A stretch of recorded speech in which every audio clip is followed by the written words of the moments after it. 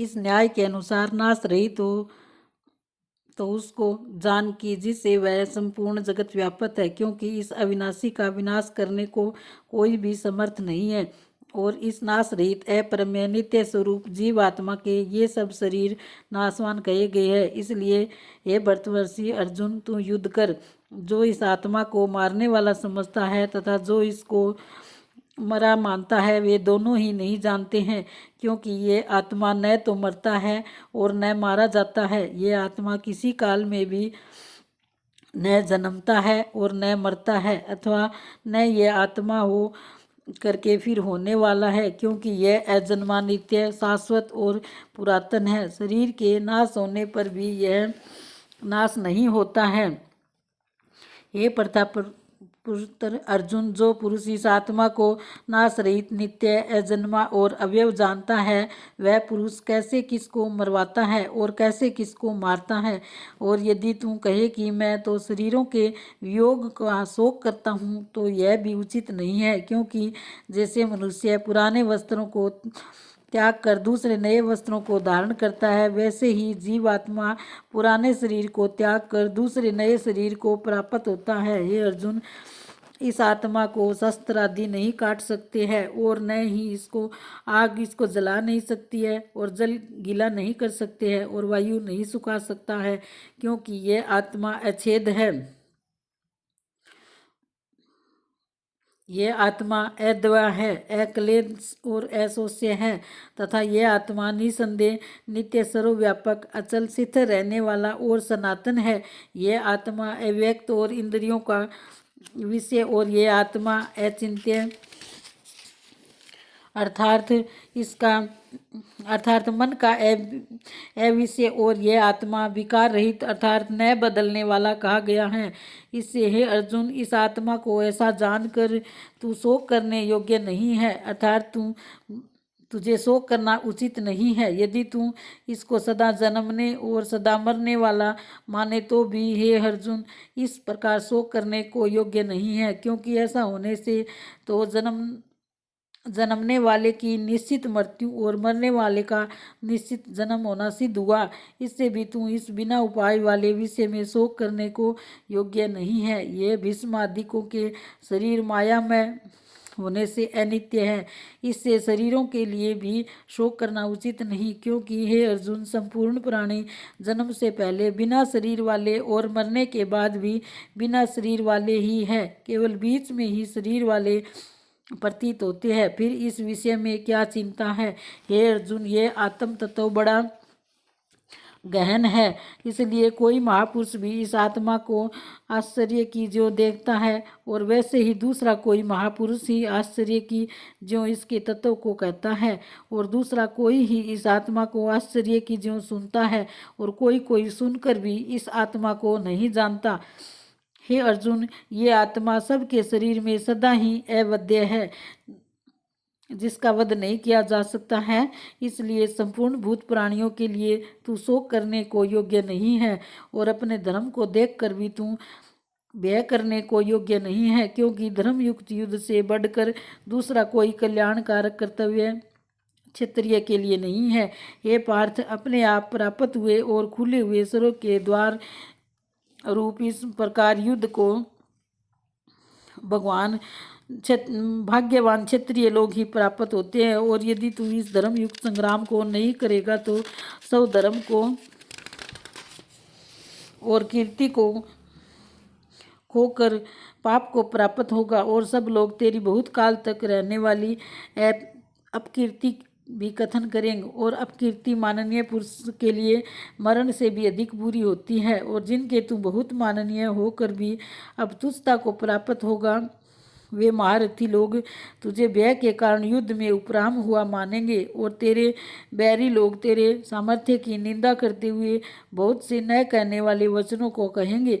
फिर उससे अधिक दुख क्या होगा। इससे युद्ध करना तेरे लिए सब प्रकार से अच्छा है, क्योंकि या तो मर कर स्वर्ग को प्राप्त होगा अथवा जीत कर पृथ्वी को भोगेगा। इससे हे अर्जुन, युद्ध के लिए निश्चय वाला होकर खड़ा हो। यदि तुझे स्वर्ग और राज्य की इच्छा न हो तो भी सुख दुख, लाभ हानि, जय पराजय को समान समझकर इसके उपरांत युद्ध के लिए तैयार हो। इस प्रकार युद्ध करने से तू पाप को प्राप्त नहीं होगा। हे पार्थ, यह बुद्धि तेरे लिए ज्ञान योग के विषय में कही गई है और इसी को अब निष्काम कर्म योग के विषय में सुन। जिस बुद्धि से युक्त हुआ तू कर्मों के बंधन को अच्छी तरह से नाश करेगा। इस निष्काम कर्म योग में आरंभ का अर्थात बीज का नाश नहीं है, उल्टा फल रूप दोष भी नहीं होता है। इसलिए इस निष्काम कर्म योग रूप धर्म का थोड़ा भी साधन जन्म मृत्यु रूप महान भय से उद्धार कर देता है। हे अर्जुन, इस कल्याण में मार्ग में निश्चयात्मक बुद्धि एक ही है और अज्ञानी सकामी पुरुषों की बुद्धियां बहुत भेदों वाली अनंत होती है। हे अर्जुन, जो सकामी पुरुष केवल फल श्रुति में प्रीति रखने वाले, सर्व को ही कर्म श्रेष्ठ मानने वाले, इससे बढ़कर और कुछ भी नहीं है, ऐसा कहने वाले है, वे अविवेकी जन्म रूप कर्म को फल देने वाली और भोग तथा ऐश्वर्य की प्राप्ति के लिए बहुत सी क्रियाओं के विस्तार वाली इस प्रकार की जिस दिखाऊ शोभायुक्त वाणी को कहते हैं। इस वाणी द्वारा हरे हुए चित्त वाले तथा भोग और ऐश्वर्य में आसक्ति वाले उन पुरुषों के अंतःकरण में निश्चयात्मक बुद्धि नहीं होती है। हे अर्जुन, सब वेद तीनों गुणों के कार्य रूप संसार को विषय करने वाले अर्थात प्रकाश देने वाले होते हैं। इसलिए तू असंसारी अर्थात निष्कामी और सुख दुख आदि द्वंद्वों से रहित नित्य वस्तु में स्थित तथा योग क्षेम को न चाहने वाला और आत्मपरायण हो। क्योंकि मनुष्य का सब ओर से परिपूर्ण जलाशय के प्राप्त होने पर छोटे जलाशय में जितना प्रयोजन रहता है, अच्छी प्रकार ब्रह्मा को जानने वाले ब्राह्मण का भी सब वेदों में उतना ही प्रयोजन रहता है। जैसे बड़े जलाशय के प्राप्त हो जाने पर जल के लिए छोटे जलाशयों की आवश्यकता नहीं रहती, वैसे ही ब्रह्मानंद की प्राप्ति होने पर आनंद के लिए वेदों की आवश्यकता नहीं रहती है। इससे तेरा कर्म करने मात्र में ही अधिकार होवे, फल में कभी नहीं। और तू कर्मों के फल की वासना वाला भी मत हो तथा तेरी कर्म न करने में भी प्रीति न होवे। हे धनंजय, आसक्ति को त्याग कर तथा सिद्धि और असिद्धि में समान बुद्धि वाला होकर योग में स्थित हुआ कर्मों को कर। यह समतो भाव ही योग नाम से कहा जाता है। इस समतो रूप बुद्धि योग से सकाम कर्म अत्यंत तुच्छ है। इसलिए हे धनंजय, ममत्व बुद्धि योग का आश्रय ग्रहण कर, समतो बुद्धि योग का आश्रय ग्रहण कर, क्योंकि फल की वासना वाले अत्यंत दीन है। समतो बुद्धि युक्त पुरुष पुण्य पाप दोनों को इस लोक में ही त्याग देता है अर्थात उनसे लिपायमान नहीं होता है। इसमें समतो बुद्धि वाले योग के लिए ही चेष्टा कर। यह समतो बुद्धि रूप योग ही कर्मों में चतुरता है अर्थात कर्म बंधन से छूटने का उपाय है।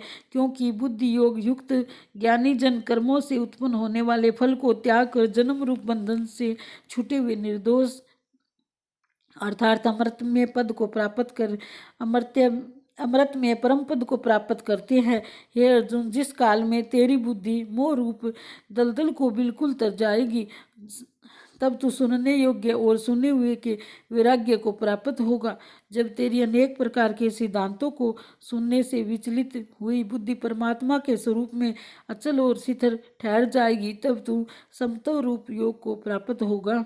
इस प्रकार भगवान के वचनों को सुनकर अर्जुन ने पूछा, हे केशव, समाधि में स्थित हुए शिथिर बुद्धि वाले पुरुष का क्या लक्षण है और शिथिर बुद्धि पुरुष कैसे बोलता है, कैसे बैठता है, कैसे चलता है। उसके उपरांत श्री कृष्ण महाराज बोले, हे अर्जुन, जिस काल में ये पुरुष मन में स्थित संपूर्ण कामनाओं को त्याग देता है, उस काल में आत्मा से ही आत्मा में संतुष्ट हुआ शिथिर बुद्धि वाला कहा जाता है तथा दुखों की प्राप्ति में उद्वेग रहित मन जिसका सुखों की प्राप्ति में दूर हो गई है सपरा जिसकी तथा नष्ट हो गए हैं राग भय क्रोध जिसके, ऐसा मुनि स्थिर बुद्धि कहा जाता है।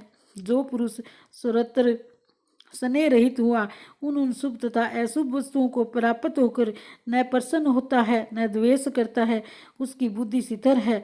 और कछुआ अपने अंगों को जैसे समेट लेता है, वैसे ही यह पुरुष जब सब ओर से अपनी इंद्रियों के विषय में समेट लेता है, तब उसकी बुद्धि शिथिल हो जाती है।